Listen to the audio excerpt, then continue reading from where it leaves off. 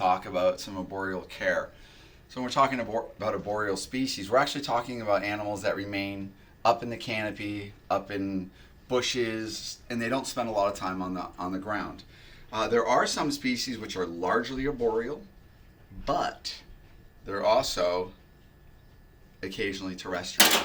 So when we start talking about Amazon tree boas, annulated tree boas, Trinidad tree boas and such, some of these guys will actually spend some time on the ground. So that means that they're going to go down on the ground, they're going to hunt on the ground. And when I'm caring for them, certainly with Amazon tree boas, you can use things like a hide box. A hide box, sometimes these guys will come down off a perch and they're going to sit and use the hide box for their security. And sometimes they'll go under the paper or they'll go down in the fixtures. So this is an annulated tree boa. These are really interesting snakes. You don't see them very often. What's really nice about them, they're a bit more tractable than a typical Amazon tree boa, Cook's tree boa. A little less likely to bite. Their skin is a little bit different. They're shinier and waxier, and possibly I could even say that they're a bit heavier bodied. Okay, but when we're largely talking about arboreal species, we'd be looking at snakes like this. So emerald tree boas. These happen to be Amazon basin emerald tree boas. So these guys are from Brazil. And then we have green tree pythons, which are, from tropical Asia, Indonesia. These are pretty much arboreal species. So they're going to spend all their time up on, on a branch, on a limb, doing something like that. And if you do have a cage setup, we want to go over the cage setup because this is where people often make their mistakes. Emerald tree boas are more problematic than green tree pythons typically when you're talking about animals just with husbandry failures. So if you don't dial in your husbandry properly with an emerald tree boa, that's going to exacerbate into often having a sick or an animal that fails to thrive, and ultimately the animal will die in your care. So I want to kind of go over some of the basics of that. So this would be a Zoom Ed skyscraper. This is the 24 by 24 by 36 tall. And what's good about this is my room temperatures. So at Nerd, we have, this is an environment that's built for reptiles. So we basically manage temperatures and humidity and light cycles for the benefit of my reptiles. It's hot in here. So right now we have ambient temperatures easily probably 82, 84 degrees with a relative humidity well over probably 60, 70%, and it's constantly fluctuating. So there's all sorts of open water vessels, and they're always going to be breathing, so you're going to get a lot of moisture in the air. That's actually really good for these animals, and it gives them the environments that they want. But in a cage like this, in your house, you might be more likely to have humidity levels 20, 25%, or very, very dry. So that's going to basically desiccate the environment that this animal is living in. Dial in your temperature climates for that animal to give that animal the benefit. And since we're trapping this animal essentially in a box, we have to basically give it the cool it needs, give it the heat it needs, give it the water it needs, give the air the humidity that it needs for me to keep this animal content and get this animal to properly feed and properly grow. Because ultimately at New England Reptile, one of our objectives is, I love these animals so much, I love to breed them. I love to create new life. That is my objective, is to always make new reptiles because I love having new babies. So with something like this, we're using a basking lamp way at the top. So we have overall ambient light, which is that LED bar.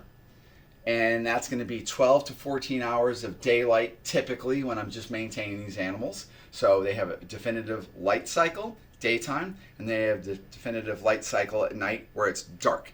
And they are nocturnal species. So a lot of these arboreal animals, they will remain perched in the wild, in the canopy where you don't even know they're there. And as soon as daylight goes away, they start hunting. They become very active. So their eyes are designed to see best at night compared to some other animals, and obviously they have sense of smell and heat pits and all that, so they're going to use all that. So generally during the day they're sleeping. So in captivity, same deal. A lot of these guys, they just tune you out. They coil up, they perch, and they want to shut you out. But at nighttime when the lights go off and it's black and there's not a lot of activity, they're going to come out, they're going to start moving around the cages, and a lot of them are actually going to just show us that they want to eat because they have a very definitive behavior when they want to eat.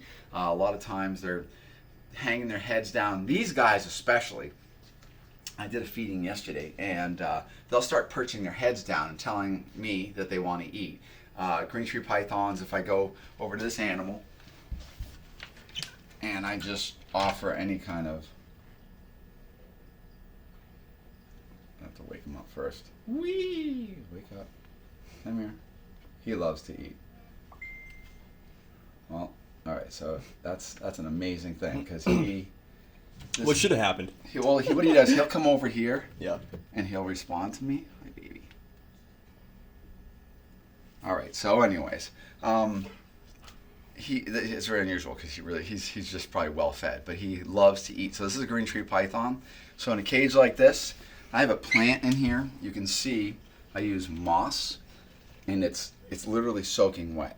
So we'll put extra water in there. We often use the plant as an indicator of the humidity and the moisture content of the cage. But this cage is constantly breathing. We have a screen top. So this provides here at Nerd a temperature climate that I'm suitable with. So it's 3 feet tall. We have a basking lamp that's generally a 75 watt, depending on the time of year, how hot Nerd is. It's anywhere from 50 to 75 watt basking bulb. And I put my hand here, and I'm getting a hot spot. That's probably right underneath that. That could actually probably be 98 degrees. It's kind of warm right now, but generally I like basking spots 92 to 95 for the actual spot. So the animal's going to seek out that hot spot. It's going to locate itself there as long as it feels comfortable. If you're putting in a high traffic area, if you have pets running back and forth, you're active or anything like that, and the animal is inclined to hide, it's not going to go there and benefit from that. It's going to find the place that is most quiet. It might go sit in a cold, dark corner, and ultimately the animal will suffer for that. It won't get the temperature it needs. It'll fail to thrive. It won't want to eat. So if we want to keep the stress down, so a good way to do that in something like a cage like this, I could easily put a piece of paper over the front until this animal is settled in my care and has started feeding regularly. These animals are animals that have been here forever, so they're very comfortable here, and so all we have to do is, we don't really have probably a lot of stress going on to them because they're not stressed out by us. So I have to manage the hot spot, so they have a nice hot area, and there's all different size perches. One thing we often do with a boreal species, we overcompensate for the size of the perching. So we think, it's kind of a large-bodied animal, I think I'm going to provide a bigger perch. Myself included, over time I've learned, wow, these guys often will locate themselves on rather small perches. So in this case, we have an animal. This animal's located on a perch that's probably under a 3/4 inch dowel right there. And we have 1 inch right here. We even have a very, very thin perch, and sometimes that big animal will actually locate on that. Let the animal choose whatever they want, but generally 3/4 is a typical one. A lot of these I have 1 inch, and I started noticing they like that 1 inch. I have some ones that have 1.5 inches, and 1.5 inches often is not used. So you kind of want to give them a little bit of variety, at least get to know your animal. And another thing that matters, when you feed them. So if this animal's sitting there digesting a large meal, you might notice that the animal goes, normally sitting on a small perch, and actually go locate itself on a larger perch where it's going to spread out the mass of that meal, and then that's going to reduce the pressure points of that animal sitting on a perch as it's digesting, because it's all about the comfort. If an animal like this ingests a large meal, and then within a couple days, as it gasses up and it starts digesting it, and it gets too hot, or it gets too uncomfortable, or it gets disturbed, it may actually regurgitate. With emerald tree boas, Amazon tree boas, they're more likely to regurgitate generally than green tree pythons. Green tree pythons are a little bit more tolerant of a larger bolus item, where they, at the last resort, would throw it up. Whereas an emerald tree boa, you do anything wrong, and they'll often regurgitate. So let's go back to the temperature areas. So the ambient temperature of this cage might be 80, 82 towards the bottom, typically, and a hot spot optimal 95 for the hot spot. So that if the animal wants to cool down, it can locate itself down closer. As it gets to the water, it can cool itself down by locating itself near the water. It can actually go into the water dish. It can hide in the plant. It can go sit in the wet bottom. All of those different things are going to help that animal manage its temperatures. And if you do not allow the animal to actively pursue the temperatures that it needs and you force it, so if let's say I kept this cage too hot and the cool part was 85 degrees and the hot spot was 100 degrees, I'm not giving comfortable temperature aspects for this animal, and when I feed that animal, the animal's going to start digesting, it's going to start generating heat, and ultimately that could cause the core temperature of the animal to get too high. Animal gets uncomfortable, the animal suffers, gets pancreatitis, it throws up, it gets uncomfortable, all these different things because I haven't managed the basics. So we basically need to dial the basics. So for green tree python, I like anywhere from 80 for ambient temperature, 80 to 84 for ambient temperatures, and hot spots 90 to 95. Now I have the management of an emerald tree boa. So this animal, I'm not giving it a big basking light. I'm not doing all these different things. What I'm doing is I'm managing the average mean temperatures. So an animal like this is basically staying around 84, 85 degrees because it's very hard for me to manage these enclosures for some of the babies initially. So I set them up, and the trick is to keep them quiet. I don't want to put them in a high traffic area. I don't even want to put them in an area where they're seeing a lot of movement because they're figuring out what, captivity is, or, what life in captivity is. This is, totally captive animal. So this little animal is very established. Here's something interesting. So this is a little emerald tree boa. See the top of its head? Right above its eyes, the top of the head is kind of swollen. This animal's now in a shed. For some reason, sometimes with emerald tree boas, I notice they'll swell up a little bit right before they shed. But you see Donnie, like the top of its head right I see here. something. Yeah, the swell. Yeah. So that animal, so they basically they puff up almost as they're going through the shed process, and then when this animal sheds, it's back to looking just A1 perfect. This is a very healthy animal. It's we have these perches basically made. These are 3D printed perches. And you got these 3D printed? Oh. Yeah, these are 3D printed perches. Wow. But this makes a very nice, comfortable animal. And so when I'm managing emerald tree boas, frequency of feeding. Just because it wants to eat it does not mean you should do it. Emerald tree boas may want to eat frequently, but if I keep feeding them, what happens is I start making the animal uncomfortable. I overwhelm the GI tract of that animal, and I cause regurgitation. So this is very, very key. This is one of the problems with emerald tree boas. Emerald tree boas are reasonably inexpensive when we're buying an imported emerald tree boa. So I might see one $350. Look at that snake. That snake is amazing. It's phenomenal. It looks wonderful. So this animal comes in from the wild, and then it gets put often into an enclosure or a setup that's incorrect. The feeding frequency is incorrect. We're allowing these animals to stress out. We're allowing them to dehydrate. As an animal starts sliding into a process of being dehydrated because we're not spraying it down, or the animal's not moving to find water, the animal starts declining as far as its overall well-being. It might get depressed. Yes, snakes get depressed, folks. And it just may not want to eat, or you're feeding it and you feed it a very large item, and you feed it something, and then a couple days later the thing swells up and you're like, oh my goodness, and then the animal throws up. So what happens there? You've now just challenged the GI tract. So the gastrointestinal system is now suffering. So what happens is the animal's ingested that meal, and it swells up, so it gasses up.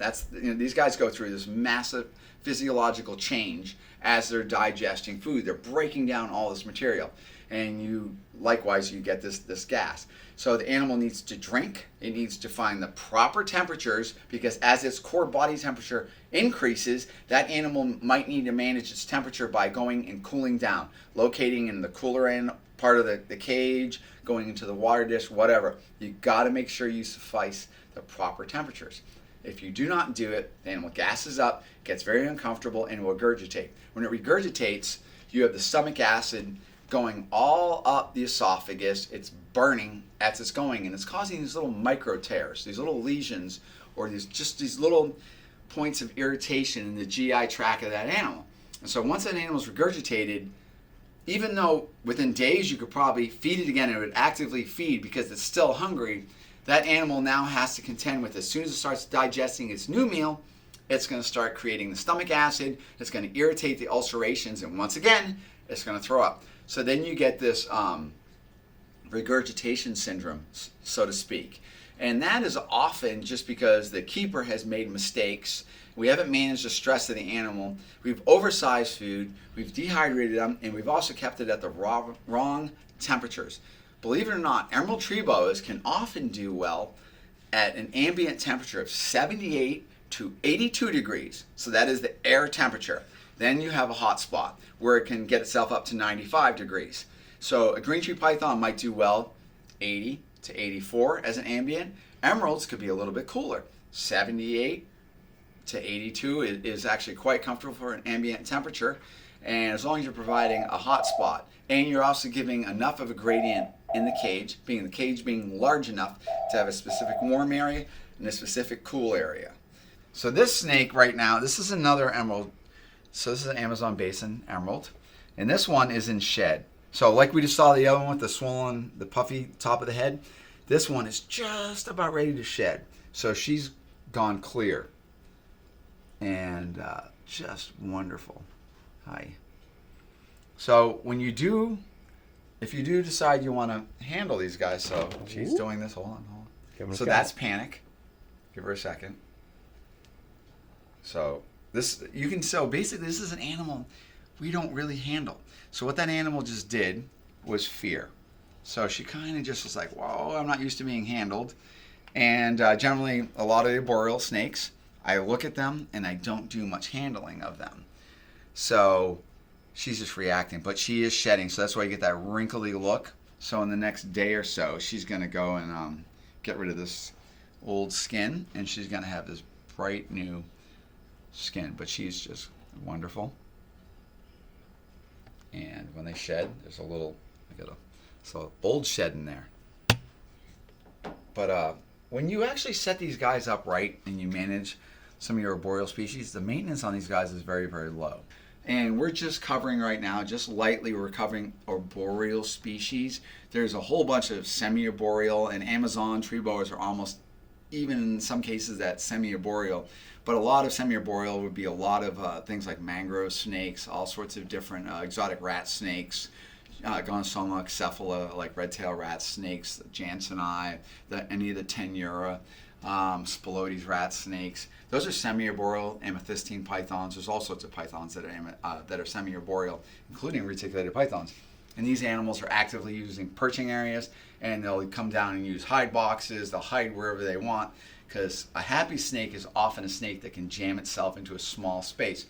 Big, lofty, open cages for a lot of these animals are not what these animals seek, contrary to what people believe. These animals need to feel secure.